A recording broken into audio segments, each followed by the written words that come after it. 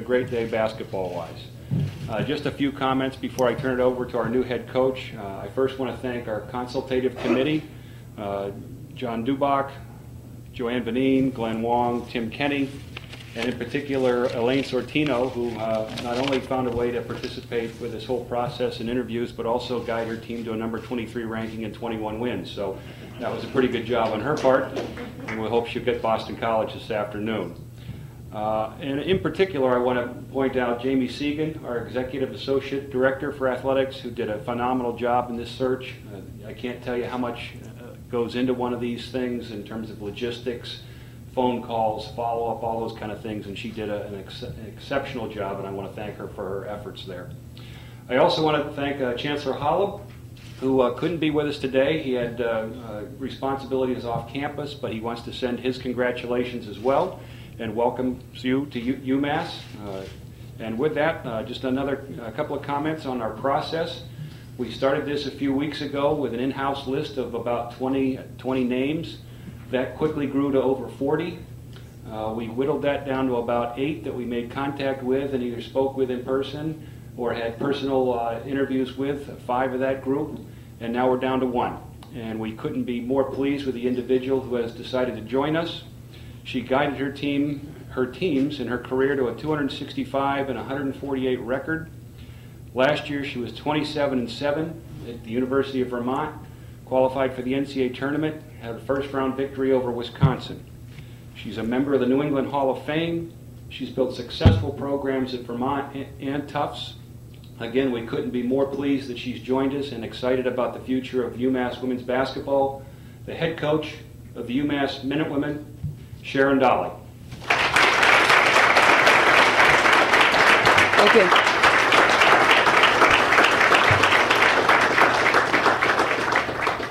Thank you very much. It's an honor to be here, and I'd like to start by also thanking Provost Staros, Chancellor Holub. Special thanks to John McKetchum, making me feel at home from the moment I set foot here last week, to Jamie Segan, Elaine Sortino, and the entire search committee. I was excited all week for this possibility, really excited driving here this morning, and so much more excited now that I've met with the team. Really fired up, really ready to get going. When you make a change like this, it makes you look back, and when you have a 3.5-hour drive, you just start wondering, and what are you going to say, and what are you going to do when you get down there? And I kept thinking, basketball has been great to me. It's been a terrific journey. It's a great career as a player, but even better as a coach. I've been able to go a lot of places because of basketball, and have had a blast because of basketball. The journey started in Massachusetts, way back in the day at Tufts. Then I moved up to Dartmouth, another great experience. Moved up to Vermont, another amazing experience. And at that point, my family asked me, just how north are you going to go, Sharon? But, and now I'm back home in Massachusetts. So I feel like we've made the full circle, and this already feels like home, and I can't tell you how excited I am to be here.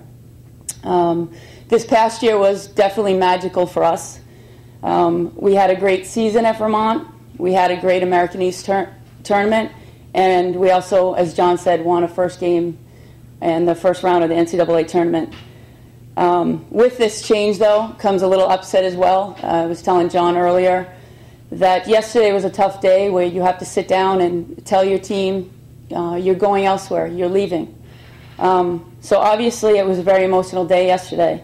But as I told the Vermont ladies yesterday, and I'd like to relay that message again to them today, I love those girls. I love them to death, and I will now be a fan of them 3.5 hours away as they go for a three-peat next year. I also want to thank my Vermont family. Let me start with President Fogel, who supported athletics and especially our team and was at every home game this year. I'd also like to thank Dr. Bob Corin for helping me grow and the program grow a lot in our 7 years.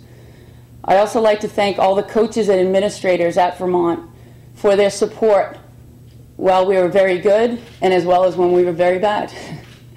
I'd also like to really extend a thank you to Lisa Champagne, who is our sports information director at Vermont, who has been really a rock for our program for the 7 years I was there. That being said, the team met. We talked about being a team. We talked about moving forward. We talked about how excited we are, getting better every day, starting today just by talking and get our goals on the table, making sure we're on the same page, and moving to that next chapter. What is the mission? What is the goals? And I really have just one goal right now, and that is to let the returners at UMass and the incoming freshmen know that I am here for you guys 24/7, and I can't wait to get going. Thank you.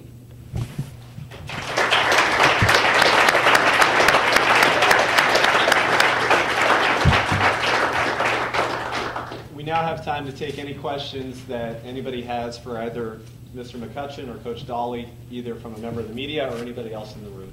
Go ahead and call out your questions. Sharon, having had so much success at Vermont and being sort of the top of the world, what motivated you to take another job? I think coming back home was very important. You'll see a lot of Dawleys around. Family is the most important to me in my life, and being an hour and a half from my family is very important. Making the next step, watching the games this year, watching Xavier being 2 layups away from the Final Four. We have that possibility here. So I'll be honest with you, it's not something you can turn down. The possibility is just very attractive. What makes this place attractive? I think that everything, the community, the facilities, the coaches, the conference.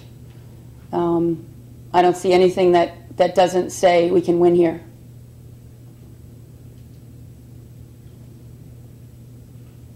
Sharon, you had a lot of success recruiting a lot of players from Ontario, being close to Vermont.